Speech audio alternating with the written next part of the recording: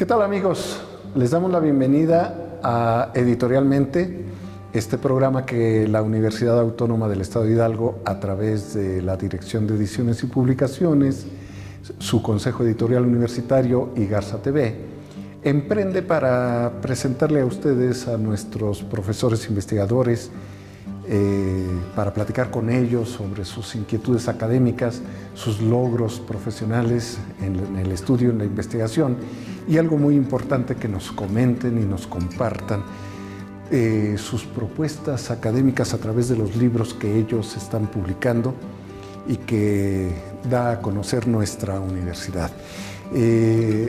Estamos transmitiendo desde uno de los espacios de la Ciudad del Conocimiento, aquí en la zona conurbada de la capital hidalguense, concretamente en el municipio de Mineral de la Reforma. Esto es Ciudad del Conocimiento, la antigua unidad universitaria que hoy aloja al Instituto de Ciencias Básicas e Ingeniería. Y bueno, el día de hoy tenemos dos invitados, el doctor Raúl García García, a quien le damos la bienvenida. Doctor, muchísimas gracias. Y el doctor Ismael Aguillón León. Doctor, bienvenidos ambos. Ustedes son profesores, investigadores del área de Trabajo Social en el Instituto de Ciencias Sociales y Humanidades. Y bueno, doctor, quisiera usted comentarnos ¿cuál es su formación académica? Sí, bueno, gracias. Antes que nada, agradecer la invitación. Y bueno, aquí estar en familia. Bueno, ya tengo yo 20 años en esta universidad. Soy licenciado en Trabajo Social, maestro en Educación y doctor en Ciencias Sociales. Doctor Aguillón, ¿nos quisiera comentar su formación profesional? Claro que sí. Buenos días o buenas tardes. Ya por segunda ocasión, gracias por la invitación. Y pues bueno, aquí estamos nuevamente. Y pues mi formación es licenciado en Trabajo Social por la UNAM y licenciado en Derecho también por la Facultad de Derecho de la UNAM. Y en el caso de la maestría hice una en Trabajo Social en la Autónoma de Nuevo León y una maestría en Derecho Civil en la Universidad del Distrito Federal, y últimamente terminé el doctorado en Derecho en la Universidad de Baja California. Doctor García, usted se incorpora como profesor investigador ¿en qué momento a nuestra universidad? Fíjese, para mí un grato, una satisfacción el estar en esta universidad que me ha apoyado y me ha fortalecido. Yo llegué nada más con el grado de licenciado hace 20 años y la universidad, dentro de su plan de desarrollo, plantea el desarrollo de sus profesores. Entonces la universidad me apoyó para hacer mi maestría en educación, mi doctorado en ciencias sociales, me apoyó para pertenecer al Sistema Nacional de Investigadores. Entonces todo esto ha de ser en promedio 4 o 5 años que accedí como profesor investigador, y este año que se me dio el nombramiento de investigadores. Muy bien, felicidades además. Y bueno, ambos están, además de haciendo investigación en el Cuerpo Académico de Trabajo Social, están haciendo investigación, están formando nuevos cuadros profesionales en la licenciatura, supongo que en el posgrado también están incidiendo. Y bueno, con una trayectoria académica interesante y encima de todo emprendiendo investigaciones sobre áreas de su especialidad. Ustedes hoy nos acompañan para platicarnos de un libro interesante y que además nos permite una charla muy enriquecedor. Política Pública, Seguridad y Asistencia Social, Crisis en México. Es este libro que además, bueno, lo edita la universidad en coordinación con la UNAM, con Acanitz, con apoyo del PIFI y en una coedición con Miguel Ángel Porrúa. Lo importante de este libro, y es que en este programa nosotros no limitamos el asunto a solo platicar de libros recientes. Los libros pasados también nos dejan mucha información y sobre todo son puntos de contraste interesantes. Este libro es editado en el año 2012, han pasado prácticamente 6 años. Aquí ustedes se acercan en este libro, voy a permitirme leer los capítulos. El Estado y la política pública, un acercamiento teórico al problema. La seguridad y asistencia social, una mirada retrospectiva al problema en México. de la caridad y la asistencia a la seguridad social en México. Es un libro en que es un capítulo en que ustedes dos lo trabajan conjuntamente. Enfermedad y hospitales de la Ciudad de México, siglo XVIII, notas para la construcción de una salud pública. Foucault, el gobierno, las políticas y su implementación. Seguridad y asistencia social, un análisis de los adultos mayores en México. Capital social y calidad de la vida de las personas en la etapa de retiro, el caso de los militares de la Armada de México. Y finalmente, educación social y calidad de vida en pacientes con insuficiencia renal crónica, tratamiento de diálisis peritoneal en el IMSS. Es decir, tratan varios temas. ¿Cuál fue la idea, para primero situarnos en el concepto del libro, cuál fue la idea al organizar este libro y sus temas, doctor García? Okay. Gracias. Fíjese, para hablar acerca del contenido del libro voy a hacer también una ampliación. Por ejemplo, en el 2012 nosotros teníamos un cuerpo académico en formación. Hoy, 6 años después, ya somos un cuerpo académico en consolidación. Ya subimos de grado. ¿A qué voy con esto? Que también cuando se hizo esta obra, se hizo en conjunto. Sí participamos, como usted lo dice, lo mencionó hace un momento, diferentes profesores. Algunos ya no están con nosotros, por cuestiones de intereses académicos ya no están. Pero cuando se hizo esta obra, fue pensada también en el sentido de hacerlo con egresados y en algunos casos alumnos, o también en este caso del Sistema de Defensa Nacional. Por ejemplo, el doctor Mario Vela Domínguez, él trabajó en la Armada Nacional, entonces de ahí la dirección de tesis de él la hizo el doctor Martín Castro. Entonces, entre los dos espacios se llevó a cabo esta obra, ¿no? Una obra colegiada donde nos interesaba vislumbrar que en ese entonces ya se veían venir los problemas que estamos proyectando ahorita, que es en cuanto a la seguridad social. Pero cuando nosotros lo plasmamos aquí, nosotros sí tratamos de ver el problema de la seguridad y la asistencia social. ¿Cuándo se da uno? ¿Cuándo se da otro? Formas de apoyo o de beneficio social que pueden tener trabajadores y pues, no trabajadores. Claro. Creo importante destacar que si algo está en la mesa de las discusiones y las preocupaciones actualmente es precisamente la asistencia social. Estas instituciones, entre lo cierto y los rumores, hacen que la gente, trabajadores o no asalariados directamente, de cualquier manera, estén preocupados por el futuro de estos asuntos. En este sentido, doctora Guillón, en el artículo que trabajan ustedes de la caridad y la asistencia a la seguridad social en México, a lo largo de 6 años entre la previsión de ustedes y la situación actual, ¿qué contraste nos daría usted? Pues de hecho casi fue un tipo de estudio predictivo, ¿no? Predictivo en el sentido de que pues ya lo veíamos venir, incluso ya cuando, por ejemplo, yo ingreso a la universidad, pues bueno, todavía alcanzo a llegar y llego incluso con lo que es la inserción a lo que es el sindicato, ¿no? En ese sentido, pues bueno, posteriormente fuimos viendo que pues ya las prerrogativas iban disminuyendo para los trabajadores, ¿no? Y bueno, en ese sentido hemos visto que incluso ya en el 2012 lo vimos todavía más a fondo, ¿no? 2013, pues bueno, se dieron las reformas, las llamadas reformas estructurales. En ese sentido, pues el derecho a la seguridad social pues viene incluso todavía a menguar aún más lo que es esa calidad de vida de los trabajadores e incluso, como comentaban aquí, los no trabajadores, ¿no? Y en ese sentido, pues bueno, es un estudio, es una investigación que está muy ad hoc, está muy incluso en la realidad y en este tiempo que, pues bueno, los tiempos de cambios no siempre son buenos y en ese sentido, al menos para los trabajadores, hemos visto que ha ido menguando ese derecho a la seguridad social, ¿no?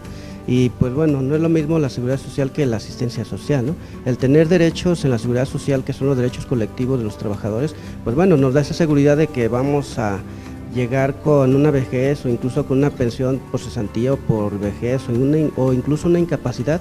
Sin embargo, con las nuevas disposiciones de la Ley Federal del Trabajo, resulta que ya no, puesto que ya los contratos son por cada 6 meses, y esto pues genera más obligaciones pero menos derechos, ¿no?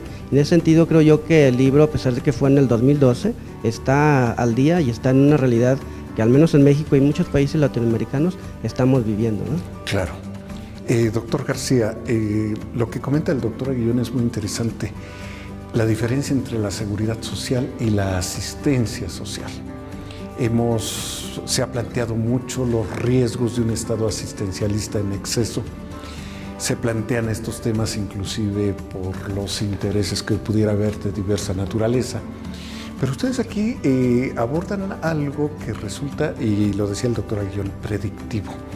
Si bien en muchas ocasiones se dice un libro con más de 5 años ya no es vigente, no, yo creo que no. Yo creo que justamente la historia de las ideas, la historia de las políticas, la historia de las estructuras gubernamentales nos permite advertir, prevenir, vislumbrar los cambios y desde luego trazar políticas no solo adecuadas al tiempo, sino adecuadas a la justicia social.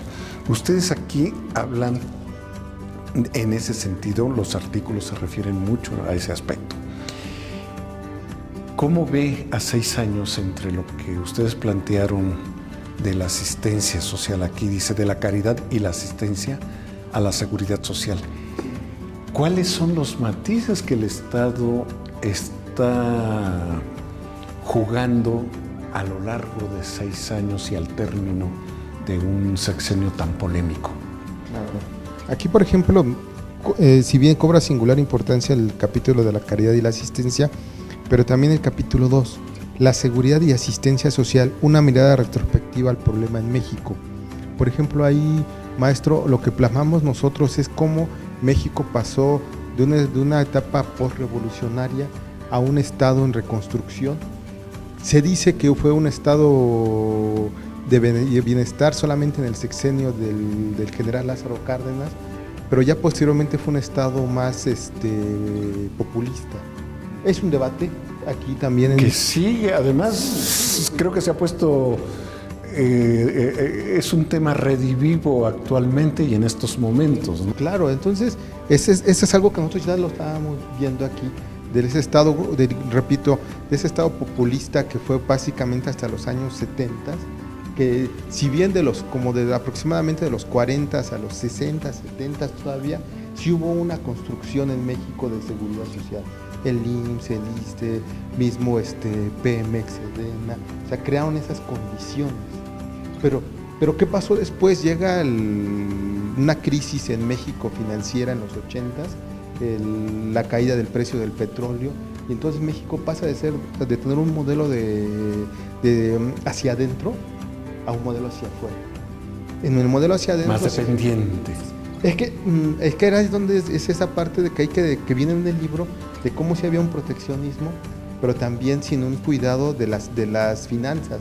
Llega el 82 y se abren, pero también sin una proyección o una protección a nuestras empresas. Entonces, en ese modelo de neoliberal que comienza, llamado neoliberal, que comienza aproximadamente en el 82, es que cuando comienzan a recrudecerse o a limitarse la seguridad social. Ya obviamente la vemos en diferentes reformas que hubo a la seguridad social, pero cada vez es más limitado que el trabajador asalariado acceda a una seguridad social. Y es algo que nosotros veíamos en este libro y lo estamos viendo nosotros que en una mirada latinoamericana está pasando. Ejemplos concretos y graves que debemos de ver, en el caso, el más grave para mí es el de Nicaragua. Ya va por la reforma a la seguridad social. Otro caso es el caso de Argentina también, la reforma a las pensiones. Las frecuentes crisis que han tenido en sus pensiones, su sistema de retiro. Que además, lo decía el doctor Aguillón, esa previsión de un retiro decoroso para los asalariados y de una asistencia mínimamente justa, mínimamente y es que es de acuerdo al para trabajo nosotros, claro, que devengó que el sujeto en este caso. En la edad productiva y larga además. Exacto. y ahora existe ese grave riesgo de no quedarse con la seguridad social. Pero el escenario es más desalentador para las futuras generaciones. Fíjese que toca usted un punto muy interesante. Para empezar, ahorita que hacía usted su comentario, pues recordaba yo aquello del 79, cuando el pozo petrolero El Iztoc, y que el presidente en turno, López Portillo, decía: tenemos que aprender a administrar la riqueza. Y no aprendimos a administrarla, obviamente, porque estuvo la riqueza. Y todo otro comentario importante y alarmante si no nos ocupamos de él. No las futuras, las presentes generaciones. Yo creo que es muy interesante esto porque estas generaciones están llegando, y ya lo adelantaba usted, contratos de 6 meses o menos, los sistemas del outsourcing famoso, que es una negación absoluta de derechos y obligaciones del contratante, y desde luego ni aspiraciones de retiro, ni aspiraciones de justicia social, de seguridad, no prestaciones, etcétera, etcétera. Yo haría aquí un comentario que sí me pareció peligroso en el momento en que lo oí. Hubo allí en televisión, en radio, no sé en dónde, un promocional que decía: joven, ya saliste de la universidad, prepara tu retiro. O sea, cuando a nuestras generaciones les dijeron: prepara tu futuro, traza tu proyecto de vida, ilusiónate, construye tus sueños, no construye tu retiro. Es decir, les estamos negando los sueños a esta juventud, y eso me parece, además de injusto, gravísimo. ¿Qué opinión les da? Porque además, por eso, cuando este libro lo elegimos para presentarlo, doctora Guillón, pues con todos los artículos que ustedes aquí incorporan, me pareció interesante. Por ejemplo, cuando hablan de seguridad y asistencia social, un análisis de los adultos mayores en México. Frente a esto, no tienen en previsión el estudio y previsión de las nuevas generaciones laborales en México, porque nos hablan aquí un análisis de los adultos mayores. Y yo creo que cuando uno lee este artículo, piensa uno en estas generaciones, que ya usted adelantaba algo. ¿Qué viene como obligación de los investigadores universitarios y de los alumnos en formación para seguir abordando estos temas? Yo creo que hay que regresar a ese planteamiento y replantearlo, ¿no? En el caso de esos requerimientos o eso que peleamos durante la Revolución Mexicana, que era precisamente la seguridad social, ¿no? Una seguridad social en el sentido de tener mejor educación, laica, gratuita y obligatoria, en el caso de tener un mejor trabajo, ¿no? Y en ese sentido, tener, aparte de ese derecho laboral, también tener esa parte de derechos humanos, ¿no? Que si bien México suscribe los tratados desde los 60s incluso, ¿no? Incluso con la OIT, en ese sentido el derecho a la seguridad social de los últimos 20 años hacia acá se ha venido, como ya lo comentamos, menguando, y bueno, habrá que regresar a ese replanteamiento que en la misma Revolución Mexicana se hacía, de tener un mejor trabajo y un trabajo digno incluso para retirarse y retirarse bien, ¿no? Puesto que la pirámide poblacional en unos años, hablamos de unos 30, 40 años, que pues se dicen mucho, sin embargo se van rápido, pues la pirámide poblacional en México se va a revertir, y en el caso de los jóvenes van a tener que cargar con nosotros los viejos, ¿no? Y en ese sentido, pues bueno, las políticas públicas creo yo que están muy acotadas, y lo que haría falta serían políticas públicas sociales desde lo que realmente se necesita, ¿no? Y no dejarle a las futuras generaciones esa carga fiscal, económica, incluso personal, ¿no? Sino desde ahí, desde estos momentos, incluso desde antes, plantearse precisamente esos escenarios en donde los jóvenes, pues bueno, van a tener que echarle más ganas, con menos derechos, pero más obligaciones, ¿no? Doctor, este libro, insisto, doctor García, este libro tiene muchos elementos que harían obligatoria su lectura a 6 años de distancia.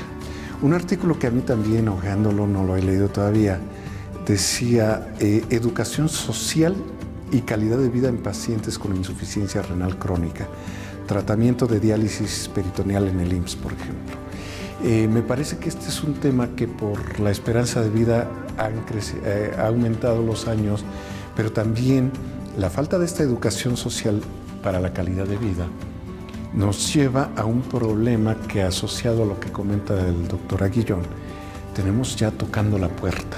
Además, la población aumenta por la esperanza de vida a ser más numerosa en la tercera edad, en la ancianidad, pero no necesariamente debe serlo en la decrepitud. Por ejemplo, este artículo, aunque es muy específico de la diálisis peritoneal en el IMSS, nos está advirtiendo de que como ese se pueden abordar muchos asuntos, la diabetes, la obesidad, el Alzheimer, qué sé yo, de enfermedades muy asociadas a una edad avanzada. Pero la visión global del artículo me pareció interesante. Y vuelvo a mi planteamiento inicial. Este libro es importante releerlo. ¿Por qué? Sí, fíjese que para aquellos tanto interesados como no, que quieran saber la diferencia de la seguridad social, sí, suena sencillo aquellos que tienen trabajadores asalariados, pero también hay una clasificación ahí. Y en tanto, ¿quiénes reciben asistencia social? Y entonces podemos decir aquellos que no tienen un salario fijo. Pero también, por ejemplo, la asistencia social está teniendo una mutuación. Antes se entendía la asistencia social como tal sin ningún costo.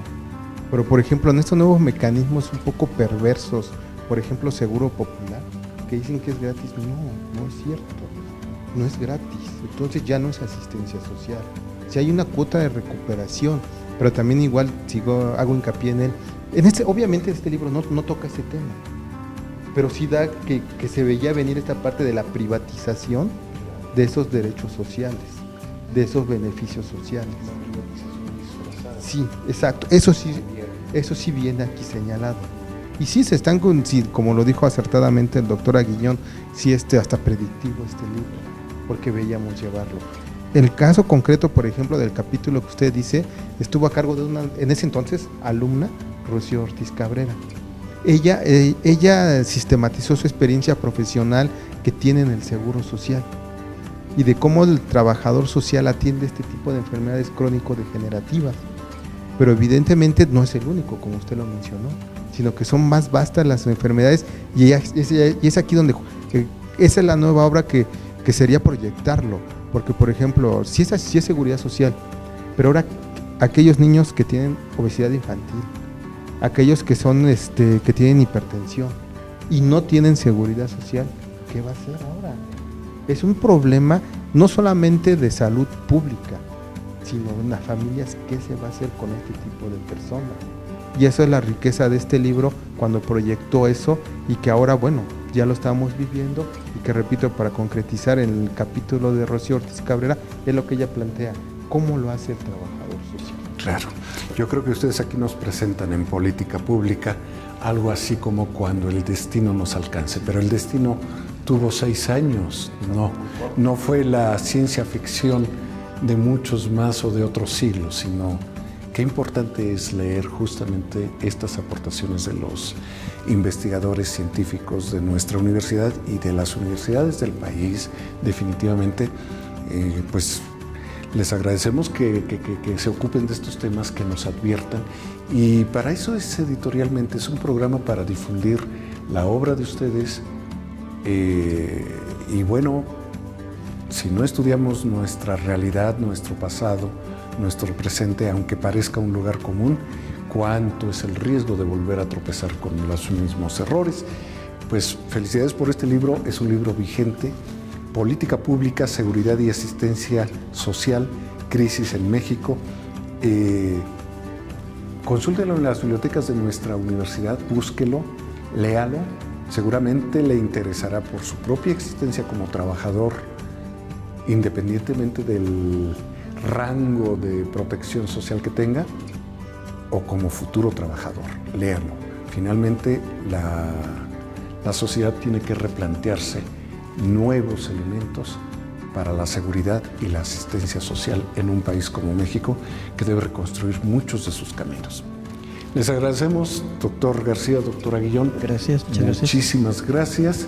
Gracias a ustedes. Y pues seguimos esperando ahora a 6 años seguramente que están ya pensando en proponernos otra interpretación de una realidad también urgente de atender. Sí, claro, muchas gracias. Por aquí los esperaremos, y a usted que nos sigue en este programa, lo invitamos a que atienda la próxima emisión de Editorialmente. Gracias.